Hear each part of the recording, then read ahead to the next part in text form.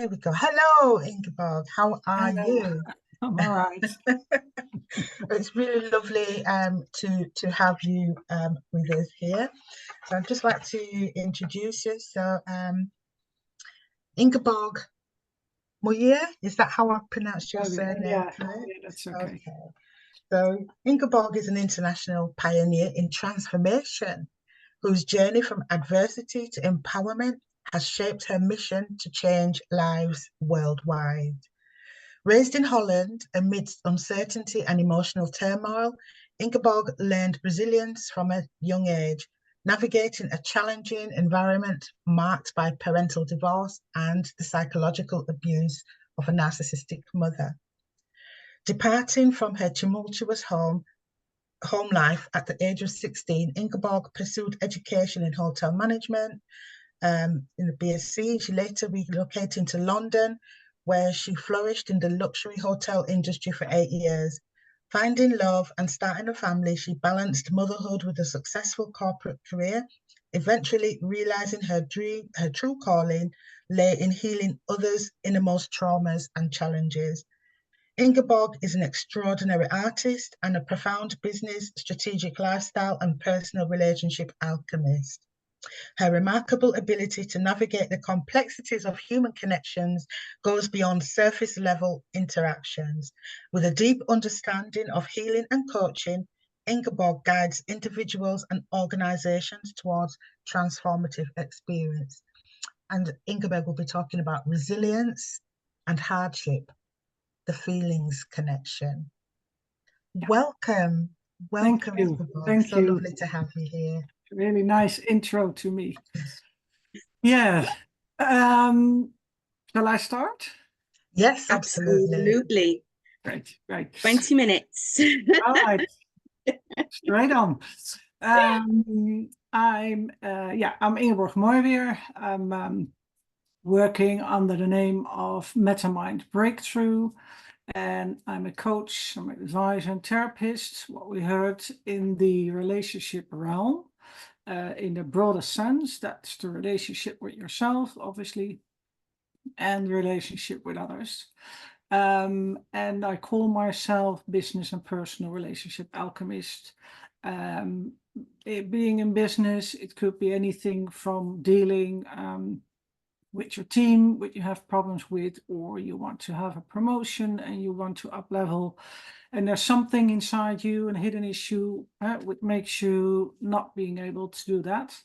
And being in the personal space could be narcissistic abuse, victim of, the attachment issues, abandonment issues, the relationship addiction, codependency, or could be combination from one of those. So if you're suffering from that, that's where I help people with. So the purpose of today, of my talk and of all the other people, is to help people, to educate people, to explore, to give them room to see what's possible and to put them on a path, hopefully, for recovery and healing. And the topic of today, why is it there? Well, imagine if there's a world where everybody walks around or deals with or having an interaction with someone who has no empathy, no compassion, and their middle name is manipulation. And that is, in a nutshell, because obviously we're going to explore more, but in a nutshell, that is narcissism for me. The sentence I heard a lot is, oh, you can't blame them. They can't help it. And that's a sentence that triggered me a lot throughout my life. Because, is that the truth? They can't help it. Well, we're not going to explore that, but what I'm going to tell you is my story, my insights, my experience. with my mother, who happened to be a narcissist. And from when I was little, I can remember like two sort of lines she kept on saying to me, and one was, "You're fat, you're ugly, and you're stupid." And the other line was, "You don't know anything, you don't hear anything, you don't do anything, and you don't say anything." Sort of translated into the short sentences that she said. And that was like sort of repetitive, what she was saying to me. My mother lived her life through me. So I would say it again, because that's a really big one, and something, if you experience it, know what I'm talking about. My mother lived her life through me. So she did that by using manipulation. There was a lot of duality, a lot of conflicting things and actions she had. She could be nice, and then she could turn around and switch like into this monster, and could turn around again. And that could be really quick, or that could take some time in between. But I was always the both sides. The anger was there, the blame was there, the devaluating of me, the discarding of me, totally, the guilt tripping, the silent treatment. There were times when she didn't speak to me for like 3 weeks, and you never knew when it could change. So I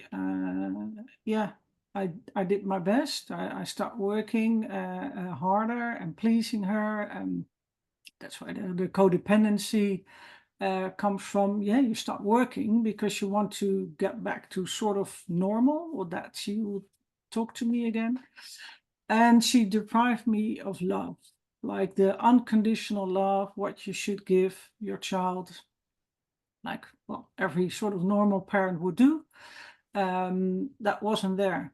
And she did that, in different ways, using my money, or saying all the things that she just mentioned, all these sentences. The guilt tripping. She had a lot of boyfriends throughout her life, and then when they broke up, because eventually they always broke up, I needed to comfort her. I was her parent. I took care of her and everything, even from when I was really little. So what did that do to me? This all this manipulation and everything I just told you. It made me really fearful. I was always afraid of what would happen. I became hyper alert, scanning the environment, scanning her. What was her mood? If it could change, if I could do something just to make sure that she wouldn't get angry. So I get the anger rage, the well-known narcissist anger, that I wouldn't get that. The insecurity, the conflicting beliefs, what I said, like one moment she was nice, and the other one she just turned around and she was a monster. And you never knew why, because usually you didn't do anything other than like kid stuff. And even when I was older, I never understood why she could get angry, because one moment it was okay, the other one it doesn't. If one day you did something and the next day you would do the same, she could get angry. So it's the hyper alertness is there. You're scanning the environment. I can still do that. I mean, I use it in my work. It's handy in my work now, but it's I don't use it anymore in my normal life, because it's very tiring to do that. So I was in a constant state of stress. I had dissociated, that's tapping aside your feelings, because I had to. I got this a survival mechanism. You have to do something to get through. because otherwise you won't survive. So, you know, people will survive. And that's what I did. I was emotionally guarded. I had a disability to trust people because I couldn't trust her. I've never learned to trust on a caretaker, on my mother. So it was very difficult for me to trust people. And the major thing as well was that I couldn't trust my own feelings, because I remember having moments that I thought or felt, you know, it's not right what she's doing, and I didn't do anything, and you know, why is she blaming me? But then she override that. She overstepped my boundaries. She said, you know, I'm talking rubbish, or it's not true. You should feel something different. So then you start doubting yourself. And that's the worst part, because what happens is you start losing your identity. You start losing your soul. You start losing the contact with yourself, with your heart, with your boundaries, with your values and everything. It's like sort of stinking, rotten, toxic fluid what seeps into your veins. And maybe it's a bit, you know, hard to say it that way, but that's what happens, because it gets everywhere. Inside every cell of your body is touched by it in a negative way. And it takes a long time to get out of that. It takes a long time to get over that. But you can. You can. I did. I left home when I was 16. After having so many situations and troubles and problems and everything, I left home when I was 16, start living on my own. I still stayed in touch with her till I was 40. And wasn't much difference, only, well, the difference was that I wasn't living at home, so there was a bit more distance, but there was things like that happening all throughout my life till I was 40. And I started therapy because what I said, I lost my well, I didn't lose it as such, maybe that's not a good word. It was sort of covered with everything she did, with that layer, what I talked about. And I needed to re-find my identity, my heart, my soul, well, sort of my everything, and needed to rebuild that. I did that through therapy. And it's literally that it's mind, body, and soul. It has to be all three to really get back into, well, your old self, so to speak. Took me a long time. It's hard work, but it's doable, I must say. I did it myself. And it's layer for layer. That's what happens with trauma. Anyway, it's a layer on layer. You get to your core and you start rebuilding from there. It's a long road, but it's doable.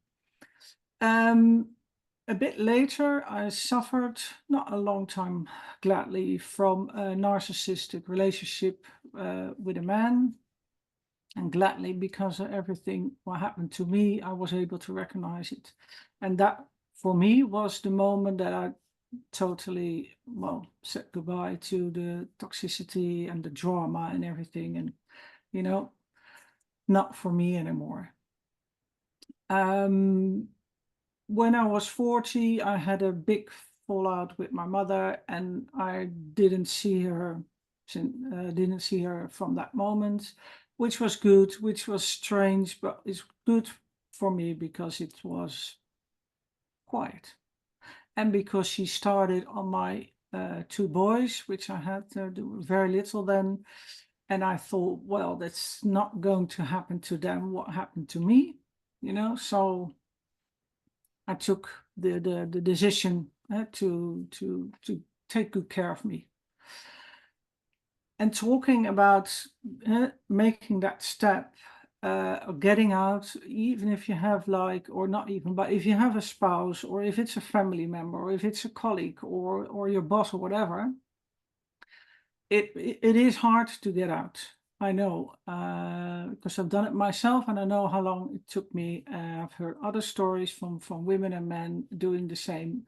It is hard, but you can do it. You can do it. That's what I want to give to you. You can do it, because what I feel and find is that the strength you need to stay in the relationship, and for some people it's been a long time, that strength you can use to get out, because it needs a lot of strength to stay in a relationship where there's this toxic, what I said, the stinking rotten fluid gets everywhere, and the doubting yourself and everything what I just talked about.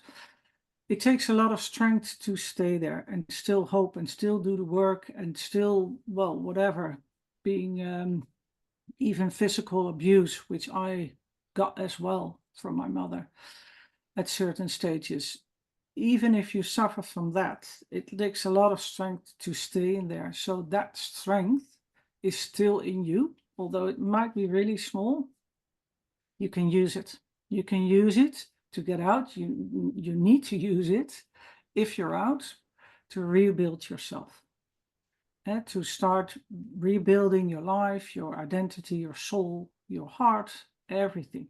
It's still there, but it's covered with a lot of shit, so to speak.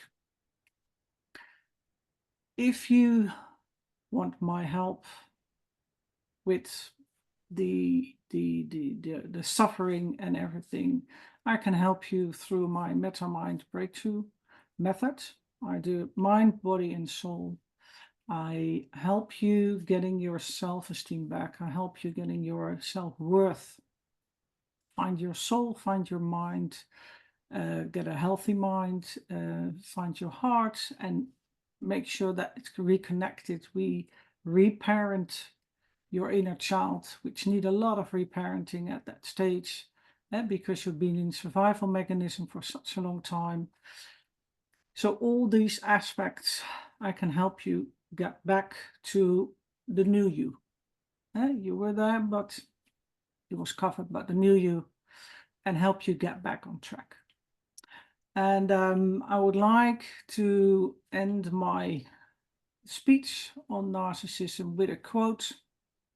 And I always tell my clients, and that helped me as well, which is, you need to be able to feel it to heal it. So I want to thank you for your time, and maybe there are some people who have some questions for me.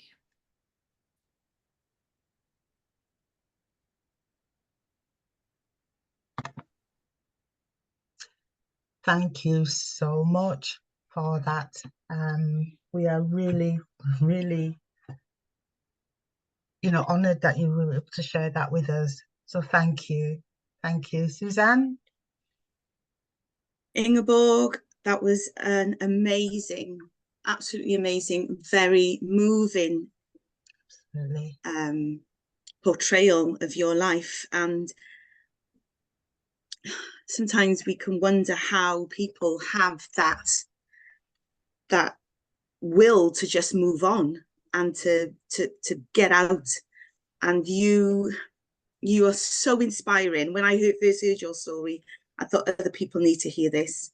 There are so many people in the world that need to hear this, and to be able to understand, because I think the more we talk about it, is the more that people will understand. We'll widen that net, and we'll gather all those people that just need that hug, and just need that encouragement to say, you can do this. Yeah. And it's almost a cliche now, isn't it? If I can do it, you can do it. But it's absolutely true. Some cliches are right. Yeah. Yeah, it's absolutely true. With the correct support, and sometimes just even having, like you say, if you've got the strength to stay in the relationship, then you've got that strength to leave. And I think that is a key point for me, because it does take strength to stay in a relationship like that, to be always saying, well, maybe if I change this, maybe if I do this a different way, and you know, we take that on ourselves, don't we? Yeah. Maybe if I, and there are hundreds and thousands of maybe if I's. However, you know, it's really important to understand that when you're dealing with a narcissist, you are never going to win the game, because it's their game and they decide where the goalposts are. So it doesn't matter how every morning you wake up and say, let me try this differently, let me add, let me take away. Yeah. It's not going to work. So you're forever chasing that dream of yours, which is not their dream. So thank you for saying that so succinctly. Truly, thank you. Absolutely. We've got a question. How do you overcome the guilt or feeling of obligation to parents and get peace in separation? Oh, well, that took some time as well. What I said, through the therapy, and it's the reparenting of the inner child who lost so much and needed that unconditional love. I needed to start giving that to myself, and that makes that you can start seeing things clearly, because otherwise you start, you know, looking for a mental explanation, which is not there, because obviously I've been trying to understand her for years. Even if you're so small, you try to understand it, but there's nothing to be understood about other than that it's in them. It's not something I did wrong, but it's through the therapy, like the reparenting, and that all my feelings are valid, and they're there, and that it's okay maybe to be afraid sometime, but that you can learn how to grow up that part in you, and that's really so important to do that. And that's what made me lose the guilt, because it's not on me, it's not my sort of fault. I shouldn't or couldn't have done anything different. And no, I tried. I tried for so long. I think I'm a chameleon in sort of changing and adapting and looking and knowing. But yeah, so those two things make me lose the guilt and be okay with it. Yeah. Thank you Wonderful. so much. Thank you so much. Yeah. There we go. So thank you, Ingeborg. Very much. Well, listen, if you need to reach out, if Ingeborg has said something there that has touched you and you feel that you need to reach out, please reach out to her. The brochure has all of her details, and if there are any more details that you need, please put that into the Q&A, express that, and we will get that answered to you. We'll get that information out. Thank you so much, Ingeborg. We really appreciate you attending today. Thank you. Thank you. So, Miss Hilton, would you like to go